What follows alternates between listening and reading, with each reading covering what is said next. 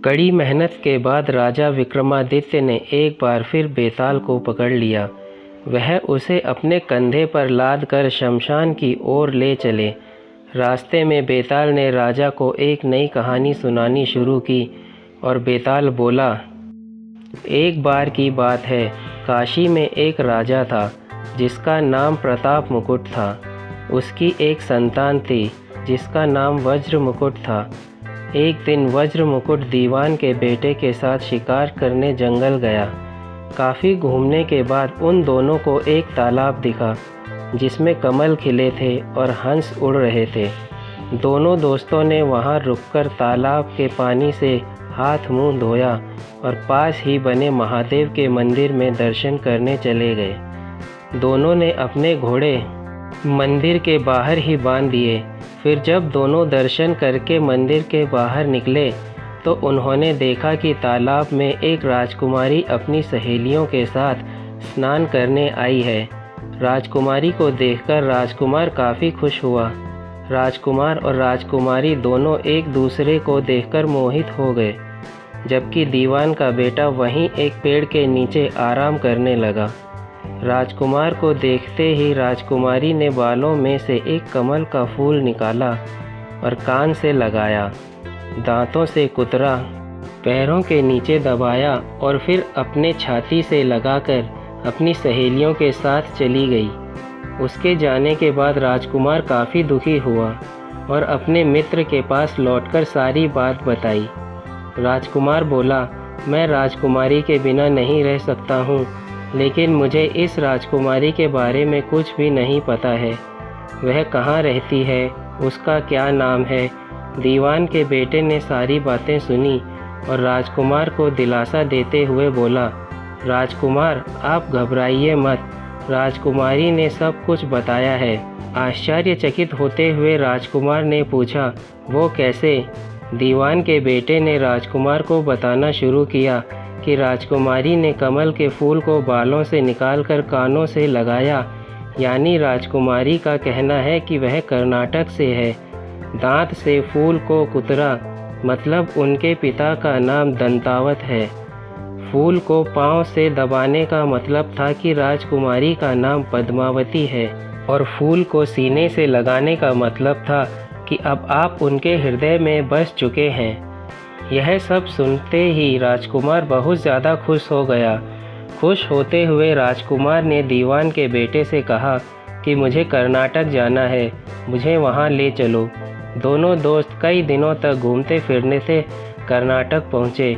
जब वो दोनों राजमहल के निकट पहुँचे तो उन्हें एक चरखा चलाती बुजुर्ग महिला दिखी। महिला को देखते ही दोनों घोड़े से उतरे और उसके पास जाकर कहा, माई हम दोनों व्यापारी हैं, हम बहुत दूर से आए हैं, हमारा सामान भी अभी आया नहीं है, कुछ दिनों में हमारा सामान भी पहुंच जाएगा। हम दोनों को बस रहने के लिए थोड़ी सी जगह चाहिए। उनकी बातें सुनकर बुजुर्ग महिला की ममता जाग उठी। उसने कहा, बेटा इसे अपना ही घर समझो, जब तक मन करे यहाँ रह सकते हो। इसके बाद दोनों उसके घर में रहने लगे। इसी बीच दीवान के बेटे ने उस महिला से पूछा, आप क्या करती हैं माई? आपके यहाँ कौन कौन रहता है? आप कैसे अपना गुजर बसर करती हैं? इन सारे सवालों का जवाब धीरे धीरे उस महिला ने देना शुरू किया। उसने कहा, मेरा एक पुत्र है जो राजा के यहाँ नौकरी करता है। मैं राजा की पुत्री पद्मावती की दासी थी। बूढ़ी हो गई हूँ, इसलिए घर में ही रहती हूँ। महाराज खाने को दे देते हैं और पूरे दिन में एक बार राजकुमारी से मिलने चली जाती हूँ। इतना सुनते ही राजकुमार ने बूढ़ी औरत को कुछ धन दिया और राजकुमारी तक संदेश पहुँचाने को कहा। राजकुमार ने उस बूढ़ी महिला को कहा, माई कल तुम जब राजकुमारी के पास जाओ तो उनसे कहना कि जेठ सुदी पंचमी को तुम्हें नदी के पास जो राजकुमार मिला था वो तुम्हारे राज्य में आ गया है। अगले दिन वो बूढ़ी औरत राजकुमार का संदेश लेकर राजकुमारी के पास गई। उस महिला की बात सुनते ही राजकुमारी गुस्सा हो गई।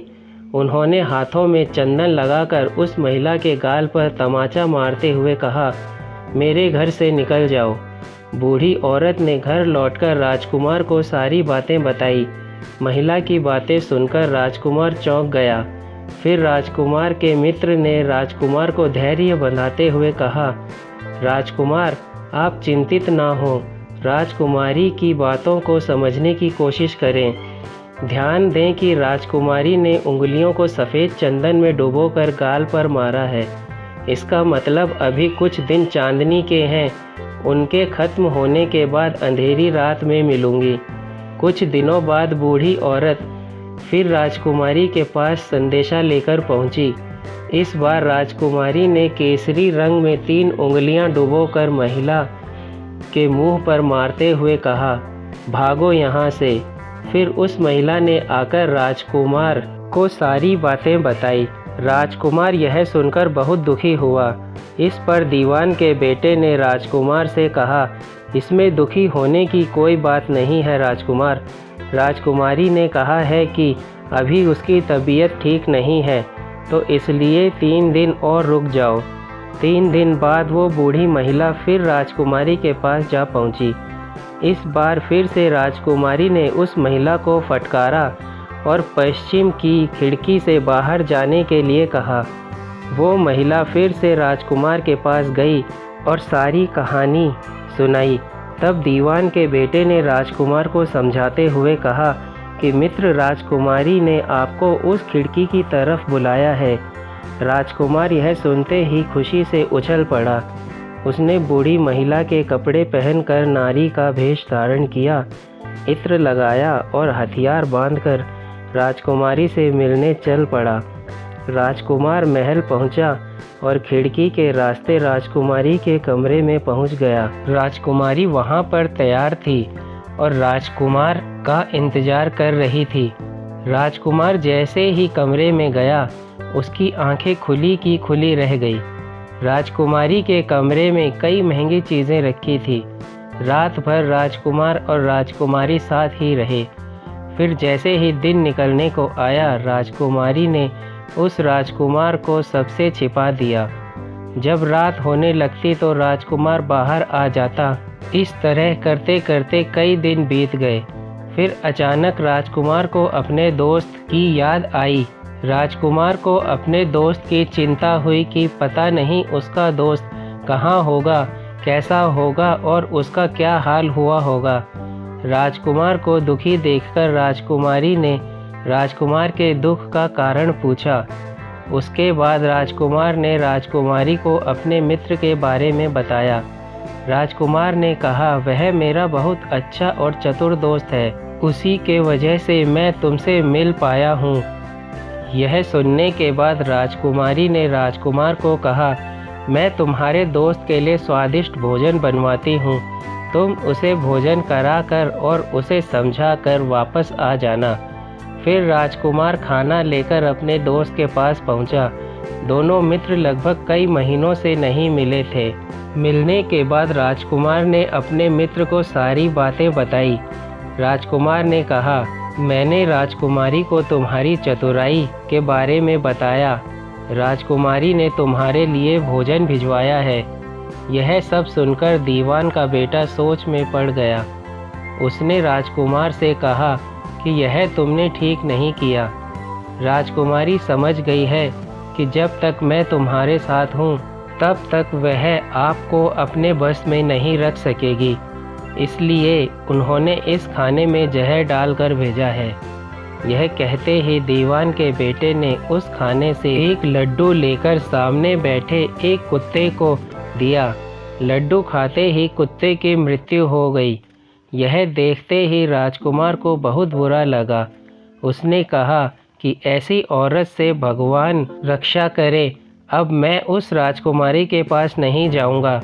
दीवान के बेटे ने राजकुमार से कहा, नहीं, अब कुछ ऐसी तरकीब निकालनी चाहिए जिससे कि हम उसे साथ में अपने घर ले जा सके। आज रात तुम वहां जाओ और जब राजकुमारी सो रही हो तब उसकी बाई जांघ पर त्रिशूल का निशान बना देना। फिर उसके कहने लेकर आ जाना। राजकुमार ने अपने मित्र की बात सुनी और उसके कहे अनुसार ही किया। फिर दीवान के बेटे ने योगी का भेष धारण कर लिया। उसने राजकुमार से कहा कि तुम इन गहनों को बाजार में बेच दो।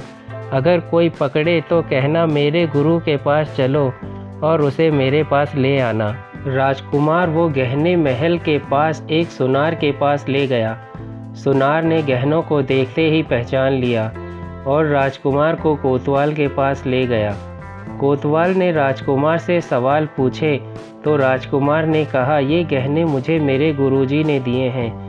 यह सुनने के बाद कोतवाल ने गुरु यानी दीवान के बेटे को भी पकड़ लिया और राजा के दरबार में ले गया। राजा ने पूछा, योगी महाराज, आपको ये कीमती गहने कहाँ से मिले? योगी का भेष धारण किए हुए दीवान के बेटे ने कहा, महाराज, मैं शमशान में काली चौदस को डाकिनी मंत्र प्राप्त कर रहा था कि मेरे सामने डाकिनी आई। मैंने उसके जेवर उतार लिए और उसकी बाईं जांघ पर त्रिशूल का छाप बना दिया। यह सुनते ही राजा महल में गया और उसने रानी को कहा कि पद्मावती की बाईं जांघ देखें कि कहीं राजकुमारी के जांघ पर त्रिशूल का छाप तो नहीं है। राजा की बात सुनते ही रानी ने देखा और सच में राजकुमारी की बाईं जांघ पर त्रिशूल का निशान था। यह जानकर राजा बहुत दुखी हुआ। फिर राजा योगी के पास गए और कहा कि योगी बताओ, धर्मशास्त्र में बुरी औरतों के लिए क्या सज़ा है? योगी ने उत्तर दिया, ब्राह्मण, राजा, गऊ, औरत, पुरुष और अपने राज्य में रहने वाले किसी से भी कोई बुरा काम हो जाए तो उसे राज्य से बाहर निकाल देना चाहिए। यह सुनते ही राजा ने पद्मावती को जंगल भेज दिया। वहाँ राजकुमार और दीवान का बेटा मौके के इंतज़ार में बैठे थे। राजकुमारी को अकेला पाकर दोनों उसे अपने नगर ले आए और खुशी खुशी रहने लगे। कहानी खत्म हुई और हर बार की तरह एक बार फिर बेताल ने विक्रम से पूछा, तो राजन बताओ, इस कहानी में पापी कौन है? जल्दी बताओ राजन, वरना मैं तुम्हारे सिर के टुकड़े टुकड़े कर दूंगा। विक्रम ने उत्तर देते हुए कहा, पापी राजा था, क्योंकि दीवान के पुत्र ने अपने मालिक का काम किया।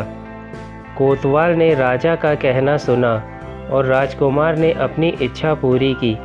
लेकिन इस कहानी में राजा पापी था। उसने बिना सोचे विचारे राजकुमारी को राज्य से बाहर निकाला दिया। विक्रम के इतना कहते ही बेताल फिर उड़कर पेड़ पर जा लटका। तो दोस्तों, कहानी से क्या सीख मिलती है कि हमेशा बुद्धि का इस्तेमाल करके ही फैसला लेना चाहिए, वरना कोई भी भ्रमित करके कुछ भी करवा सकता है।